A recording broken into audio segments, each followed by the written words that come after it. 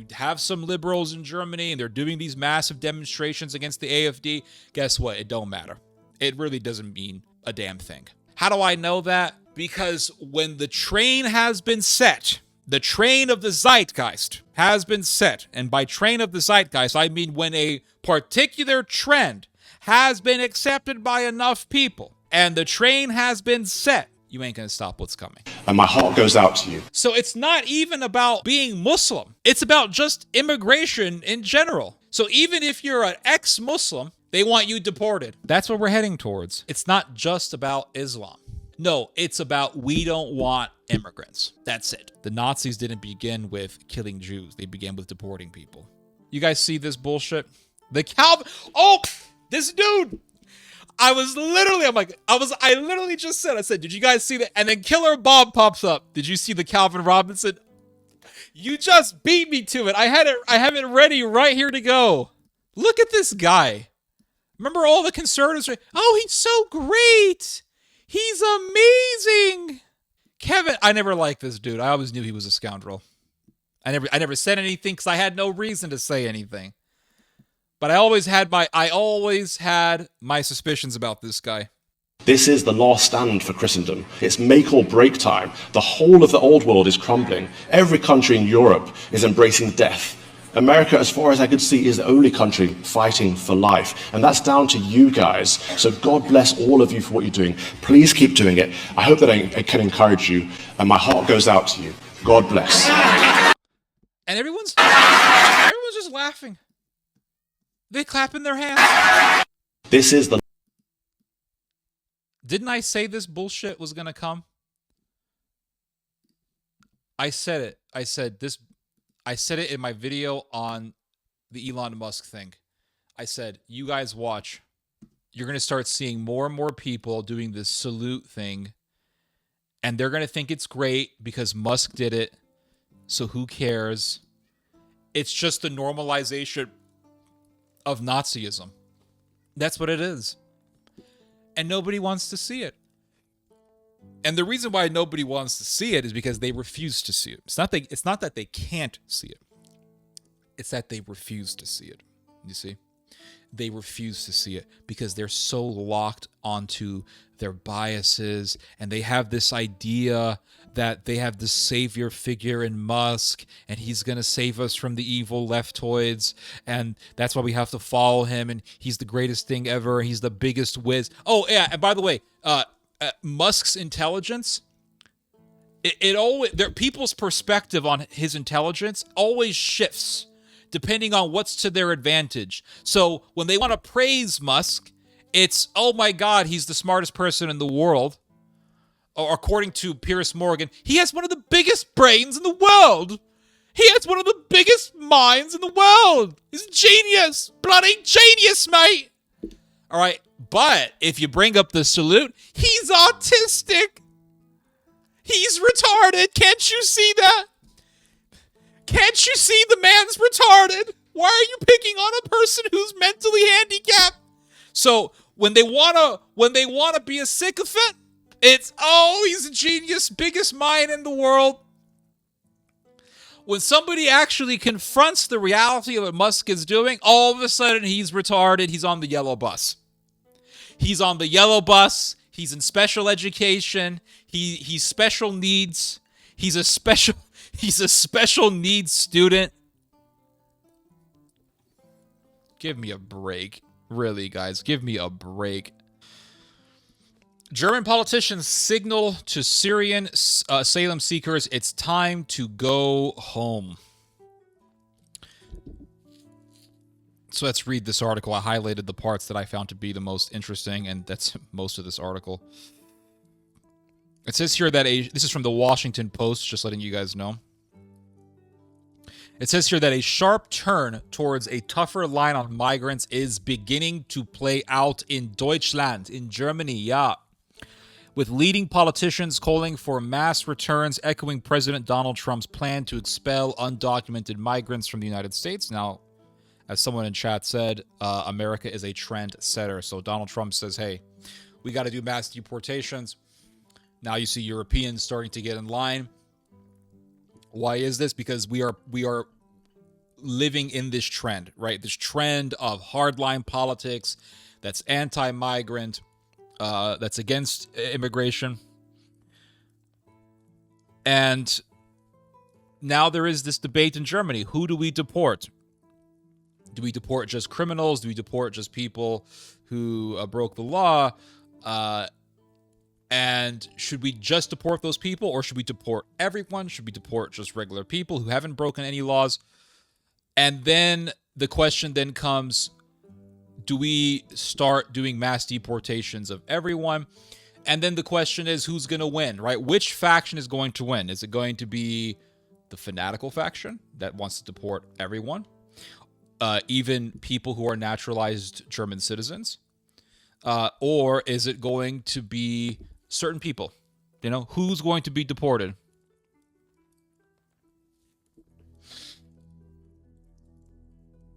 This guy says, for those people who are not integrated into German society, is it just going to be, who decides that, right? Who decides who's not integrated? I don't know. Is it going to be everyone? Theo is also 7 Slims. I don't know what that even means. I wish people could use English. So it says here that ahead of elections next month, what to do with migrants, including the nearly 1 million Syrian refugees living here, has emerged as issue number 1 for German voters. And on Wednesday, Friedrich Merz, the leading candidate for chancellor, successfully pushed a parliamentary motion that, while non-binding, signaled the kind of crackdowns he would pursue. The purposed measures include permanent border controls with all neighboring countries. So they're going to have German troops on the German-Polish border. I don't know. That's going to be kind of surreal.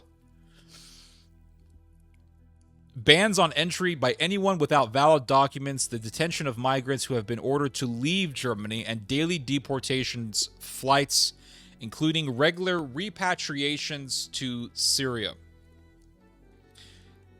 But again, I'm guessing this is going to be for certain migrants and not just for all, right? They're not going to just deport everybody. For now, it's going to be certain people. In a first, the motion passed with Merz's center-right Christian Democratic Union, CDU, and its sister Christian Social Union, CSU, relying on votes from the Alternative for Deutschland party. Now, this really goes to show how popular the AfD has become. Because after the end of World War II, there was a trend that was set in Germany, and that was mainstream parties will not collaborate with far-right parties. This was the trend. And that trend was honored for decades. It was honored all the way up until just a couple of days ago. Some days ago. When the CDU, or the CSU, Christian Social Union, basically collaborated with the AfD to get the votes needed to get this bill passed in the Bundestag, in the German parliament. And this was totally non-kosher. It was not expected, and supposedly Angela Merkel got upset by this, and she said, hey, this isn't right, blah, blah, blah. Why? Because a trend has just been broken. So what does that mean? What does it mean when a trend that has been honored, right, an unwritten rule has been honored for so many decades, gets broken? What it means is that we are entering a new era. That's what that means. It means we are entering a new world where the hardline politics of the past, which was anti-immigrant, anti-migrant, nationalist, nativist, that ideology has been growing in immense popularity. Immense popularity. And now it is the mainstream. So before, the mainstream opinion was you don't work with the far right. And now the mainstream opinion is what? Work with the far right. You have to. Why do you have to work with them? Because they are dominating the zeitgeist. they are dominating the political realm.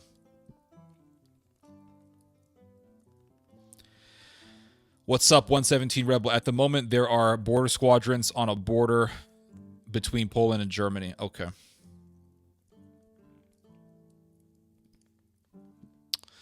So it says here, the taboo-breaking move prompted a wave of backlash Thursday, including criticism from former Chancellor Angela Merkel. An Infratest DMAP poll, I don't know what that is, suggested that a majority of Germans supported the proposed entry. Of course they did. Of course the majority of Germans support this. The AfD, if you look at how it's been growing, the AfD is probably projected to become the biggest party in Germany. I think right now it is the second most popular party in Germany. But if it continues on at the rate that it's been growing, I think it will eventually, unless something happens where it gets disintegrated for whatever reason, maybe it'll get eclipsed by an even more hardcore party. Who knows? But if it continues on at this rate, eventually the AfD will become the biggest party in Germany. I have no doubt about that. The Bundestag narrowly voted against a binding bill on Friday that would have curbed the right to family reunification as a means for some refugees to enter Germany. So there was a bill basically saying that there would be less reunification, or basically a bill that says, okay, you can't just come to Germany because you have a relative who's already in the country. So this bill would have lessened the amount of people allowed to enter Germany because they have a relative living in Deutschland, in Germany. This bill was not passed. But it's not like it lost by a landslide, it lost by a hair. But give it time. Give it time. The political reality of Germany is going to change tremendously. A new poll showed that Reform is the most popular party in the UK. Not surprising.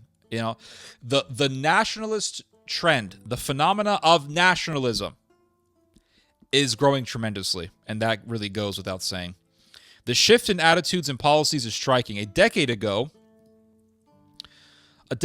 heeding a national rallying cry of "We can do it," Germany opened its doors to Syrians fleeing a devastating civil war. But after the stunning fall of longtime Syrian dictator Bashar al-Assad last month, Germany was one of several European countries to put open asylum applications from Syrian nationals on hold. And now a swath of German society is sounding a new clarion call. It's time for them to go home. And this was reflected, this is echoed in the fact that there was a meeting not too long ago in Potsdam, Germany, in which nationalists got together, including members of the AfD, got together in some building in Potsdam. I believe it was a hotel, and Martin Sellner was there, and there was a whole bunch of Nazis that were there, far-right extremists. They were there, and they were saying what? We need to deport people even if they are nationalized, even if they are naturalized German citizens. They need to be deported. So if these hardliners win, believe me, it's not going to be just about, deporting, criminals and deporting people who are crazy or who have broken laws, whatever. It's going to be about deporting people because they're not really German. They're not a true German, you see? It's going to escalate into something ugly. And this is my fear. It's going to escalate into something very ugly. Politicians advocating for deportations argue that migrants have jeopardized Germany's security and become costly societal burdens, and that the country would save billions of euros in social welfare payments if most Syrians left. So you're talking about massive deportations, possibly putting people in camps, and putting people in camps in Germany is not going to look good. Critics question whether the proposed measures would be legal. They also argue that the departure of Syrians would be a big setback for a country already crying out for more skilled workers. And this is something that I learned recently. There are a lot of Syrians in Germany who are working as doctors. They're working as mechanics. And from what I have read, in Germany, there has been a shortage of doctors. And so the Syrian doctors have helped to fill in that gap, that gap in which Germany has been missing or has been lacking doctors. So these Syrian doctors have been quite helpful for people in Germany, especially in rural parts of Germany where people are, they live far away from the cities. Living in Europe is not a right. I don't see anything wrong with that. Yeah, but okay. So here's the thing. A country has the right to deport people. But if you are a naturalized citizen and you get deported, that means the government doesn't give a shit about people's rights. And that means that the government is going to get worse and worse and get more and more tyrannical. Do you see what I'm saying? That's the thing. So it's not like, oh, well, these migrants are here and they shouldn't be deported back. A country has the right to deport migrants. It has that right. No one's saying that they have a right to be there. No one is saying that they that Germany is obligated to take care of them.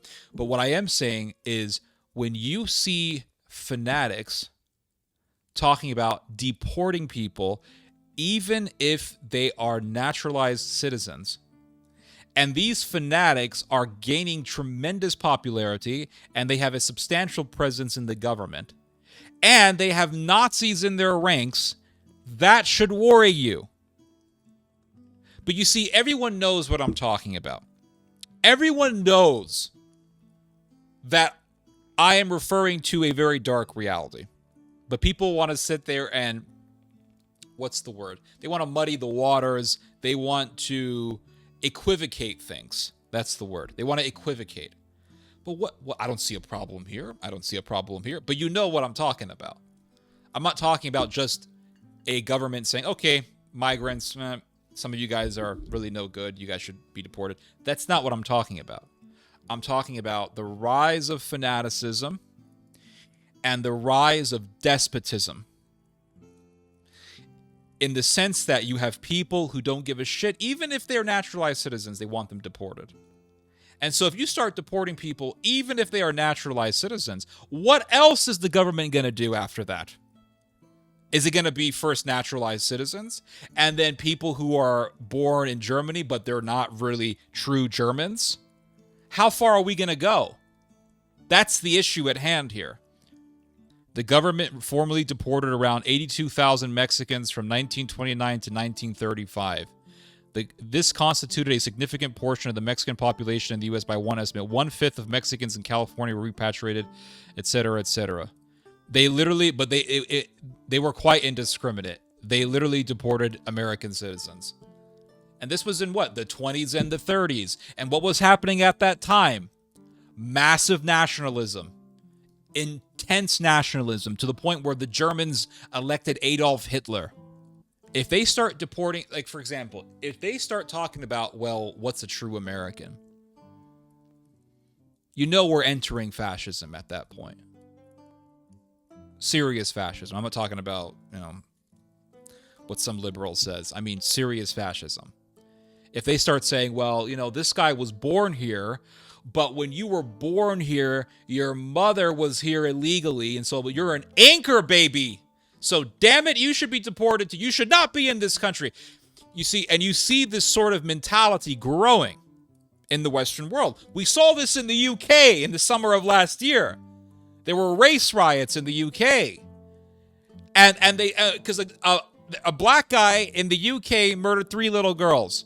And they said, oh, it was a Syrian migrant, blah, blah, blah. So they just started ransacking people's businesses.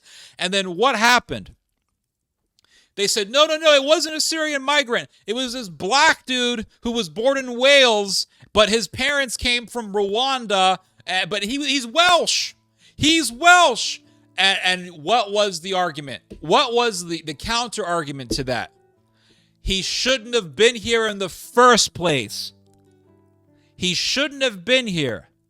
Even though he was born in Wales, even though he wasn't there illegally, he should not have been there.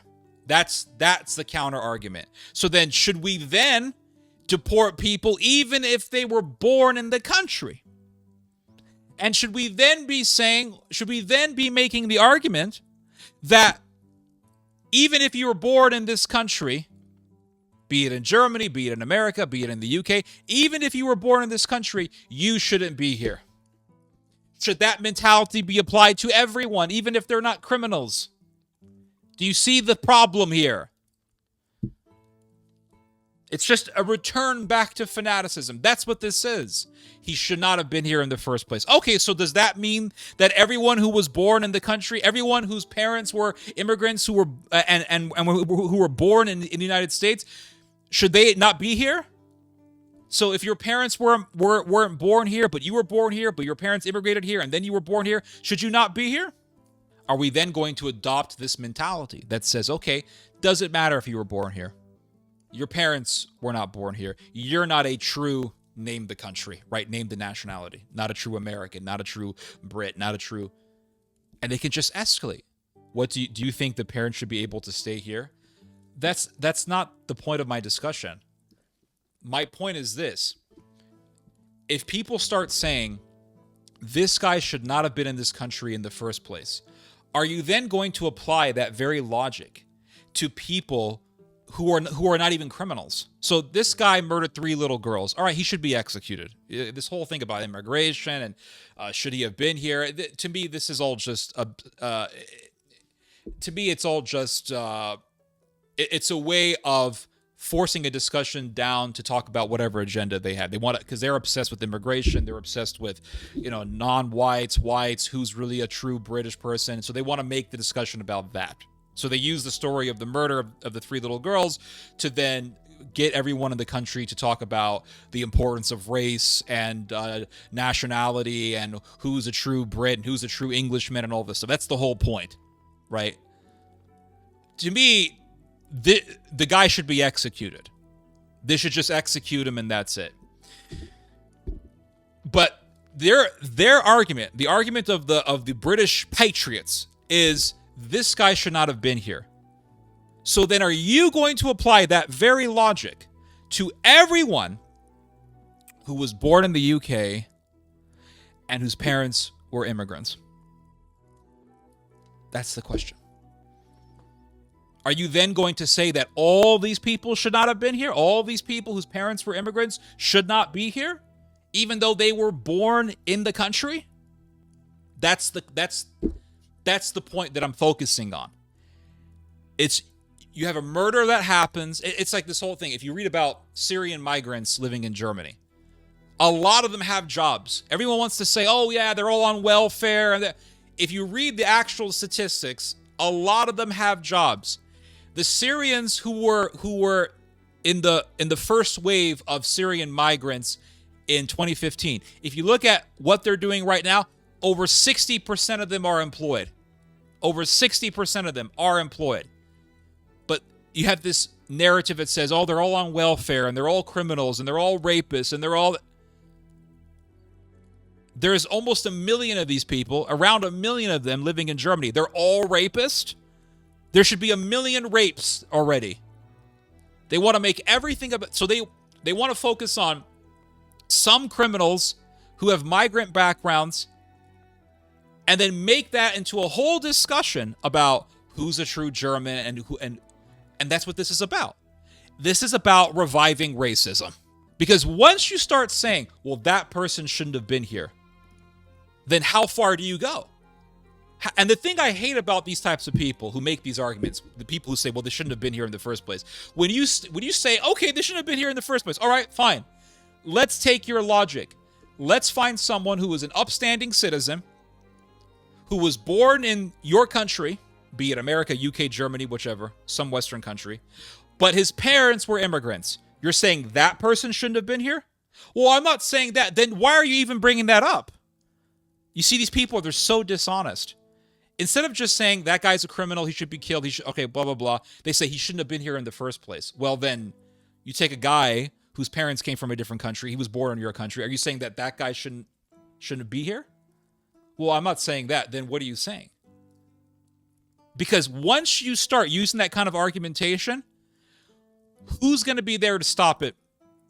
Well, I don't want it to escalate. Well, why not? Why not? Who's to say that that way of logic is not going to be escalated to the point where they start deporting everyone who has an immigrant background or whose parents were immigrants? I know many Syrians would go back if life there goes back to normal, but no one wants to talk about why people fled. People don't want to go back to Syria. Have you seen videos from X that were filmed in Syria?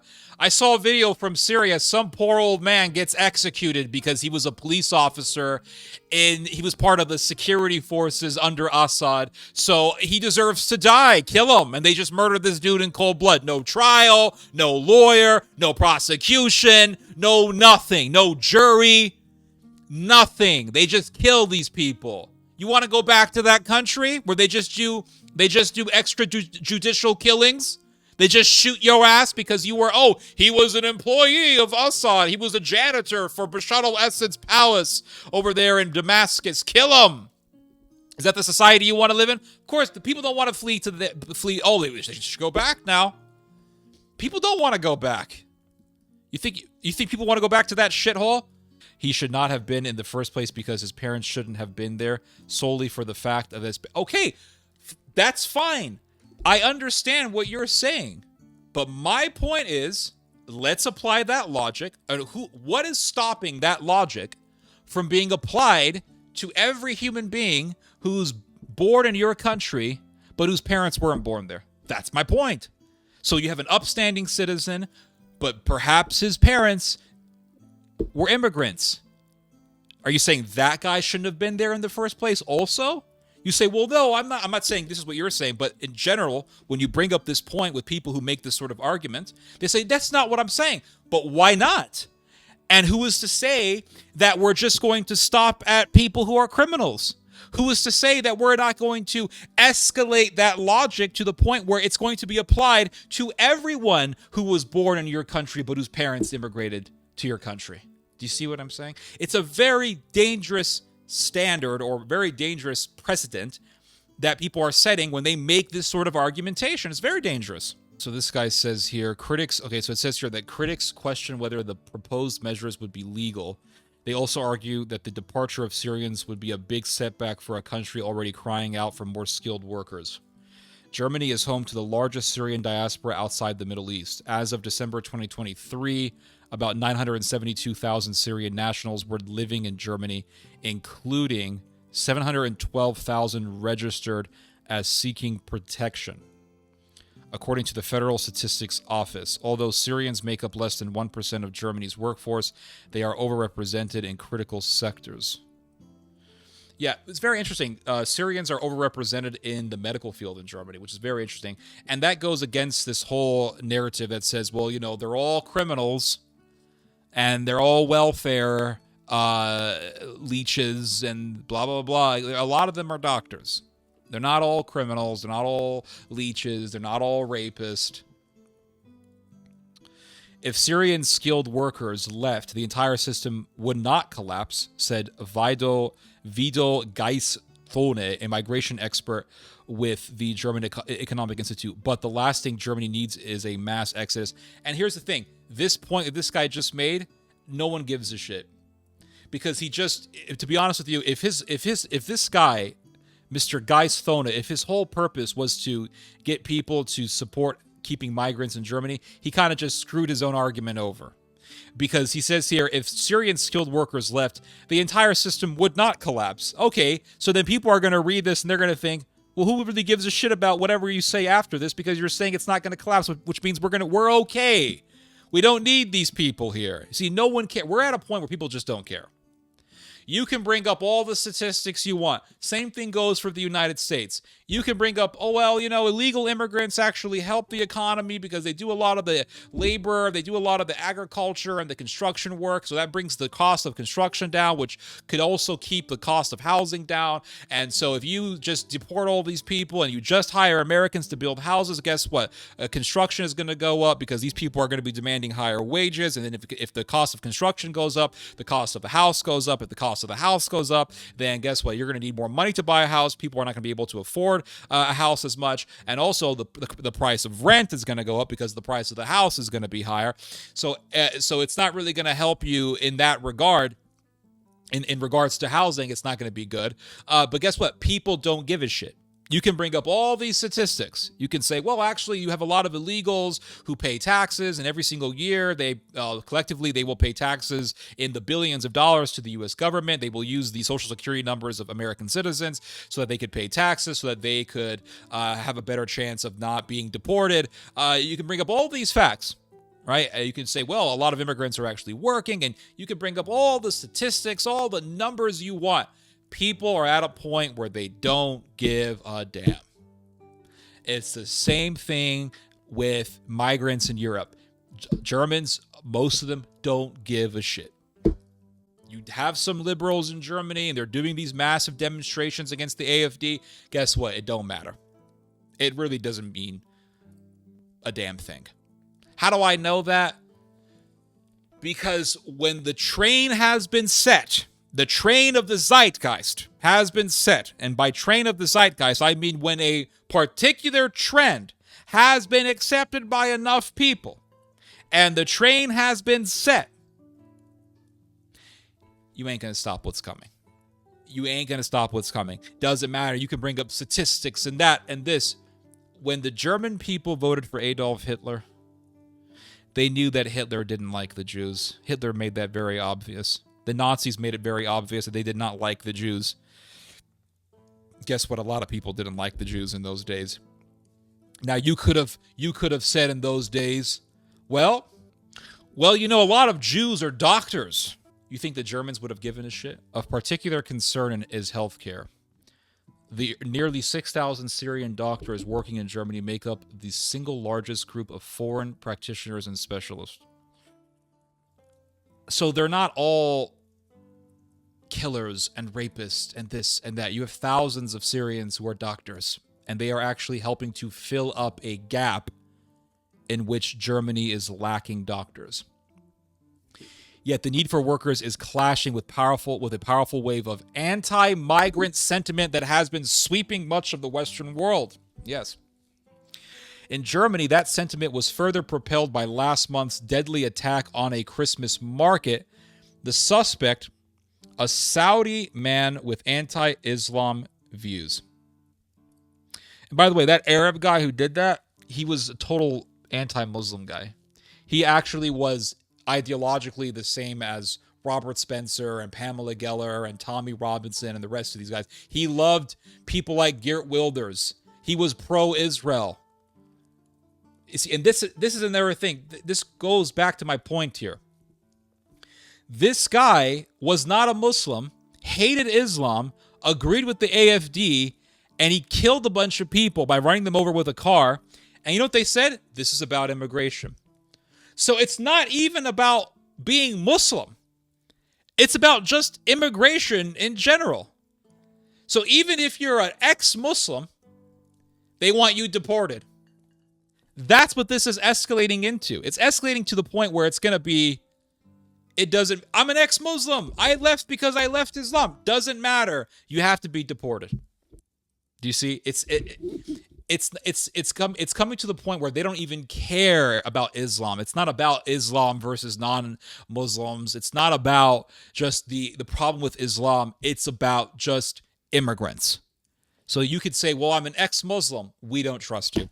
How do we know that you're not going to be like this other guy who killed a bunch of people during Christmas in 2024? That's what we're heading towards. It's not just about Islam. It's not even just about, Muslim versus non-Muslim. This guy's a Muslim. No, it's about we don't want immigrants. That's it. if you want to deport criminals, I don't have an issue with that. Deport criminals. They should be gotten rid of. They shouldn't be in any society, really. But with this mentality of this guy shouldn't have been here in the first place because, well, he's not truly whatever the nationality is of the country that he committed a crime in. If you're going to go third gear with that mentality, then there's no stopping it. Then innocent people are going to suffer. Innocent people are going to be deported and or tortured and or put into a camp and or killed. One AfD branch in southwestern Germany distributed 30,000 flyers made to look like plane tickets with the slogan, "Only re-immigration can still save Germany." An act that drew comparison to Nazi-era propaganda offering Jews free one-way tickets to Jerusalem. And that's an interesting parallel. The Nazis didn't begin with killing Jews. They began with deporting people. And they said, hey, we can deport you to Israel. And a lot of Jews went to Israel with the help of the German government. Now, if I was living in the 1930s when the Germans were sending people to Israel, sending Jews, to be precise, to Israel, and I said, listen, the Nazis hate Jews, all of the schmucks would be saying, all the people who are defending Musk right now, if they were living at this time, at the time of Hitler, and I was also living at that time, and I said, listen, the Nazis hate the Jews, the people defending Musk would be saying what? How could you say that the Nazis hate the Jews? They're Zionists. The Nazis are Zionists. Look, they're helping Jews go to Palestine. How could you say that they're not, that they hate Jews? I'm telling you, the deception's always been there. The Germans, that's how the Germans began, you see? They began by sending Jews to Israel. They began to also deport Jews to Poland. And then eventually, when the Soviets were defeating the Germans said, let's exterminate all the Jews. Because the Jews are in cahoots with the communists. This was their line of thinking. They sent some Jews to Palestine. Yes, they sent a whole bunch of them to Palestine. There was a whole program. And initially, they were thinking about sending the Jews to Madagascar. There was this whole idea of sending the Jews to Madagascar. The point being, the initial plan was not to kill Jews. The initial plan was to deport them. Elon Musk gives the Nazi salute. I say, this guy is a Nazi. You guys say, no, he made one trip to Auschwitz. If we were all living in the time of the Nazis and I said the Nazis hate Jews, you guys would be saying, no, they're actually Zionists. They're helping the Zionist cause. That's exactly what the Musk defenders would be saying if they were alive in those days. And I also want to add that you have these Nazis in Germany who want to deport Syrians. But remember, when the Nazis had power over Germany, they began with deporting people before they began with killing people. So this whole situation might escalate into a giant bloodbath. AfD has great support from Russia. Russia finances far-right parties. Yes, this is the truth. Russia does finance them because Russia thinks that by helping these far-right lunatics, these hardliners, that they could get the EU to become an ally with the Russians. Because the Russians want to weaken the United States. They want to weaken the American empire. So their idea is, well, we can help these hardliners. They hate the EU. They want Europe to be independent from American power. So we'll help these Nazis. We'll help these Nazis. And then we'll get these Nazis on our side, just like we kind of made a pact with the Nazis back before we started fighting the Nazis in World War II. And then the new Europe will no longer be under America's sphere. It'll be under our sphere, and will weaken America's security umbrella, the American empire. This is the idea, supposedly. There is perhaps the other idea is that by supporting these hardliners, they could spark tensions between the Americans and the Europeans. Either way, Russia's plan is to weaken America. That's what Russia wants to do. So how are they going to do it? They're going to support people who are Eurosceptics. Because the Russians think, well, if we can get rid of the EU by helping these Eurosceptical parties dominate, then we can weaken America's control over the West. here's the problem, is it's not going to work. The Russians are falling in the same ditch that they fell before they got butchered by the Germans in World War II. They're falling for it. They're doing the same bullshit. Back in the day, you see, Hitler made a pact with Stalin. Why did the Germans and the Russians make a pact?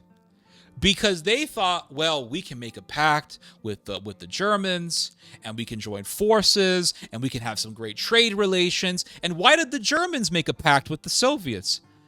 Because they said, well, we need the natural resources from the Soviet Union, oil, etc., etc. So they made this pact with the Soviets so they could buy materials, natural resources from the Soviet Union. And part of the pact between the Nazis and the Soviets was that they would both have spheres of influence.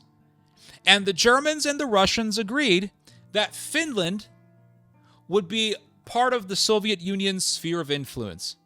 And this one section and Romania would also be a part of the Soviet sphere of influence. And so what happened? The Soviets invaded Finland.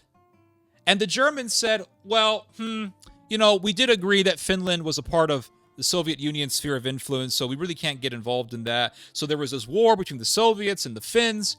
But Hitler didn't like that. And you know what Hitler said about the Soviets? He said, all the Soviets do is take. So the Soviets go into Romania. And the Germans said, okay, we need those resources from the Soviets, but at the same time, we don't want to get into this war with the we don't want to be completely eclipsed by the Soviet Union. So what did the Germans do? They declared war on the Soviet Union. And Hitler did his blitzkrieg. So the Germans went into Romania. They drove the Russians out. They drove the Soviets out of Romania. And you know what happened? The Germans went to the Romanians and they said, you guys don't like Jews? Have you ever met a Romanian who likes Jews? I think I met one Romanian who said he was cool with Israel. From what I understand, Romanians ain't that cool with Jews. And so the Germans went to the Romanians and they said, you guys don't like Jews? No, we hate them. And the Germans said, we don't like them either. Listen, it's open season on the Jews.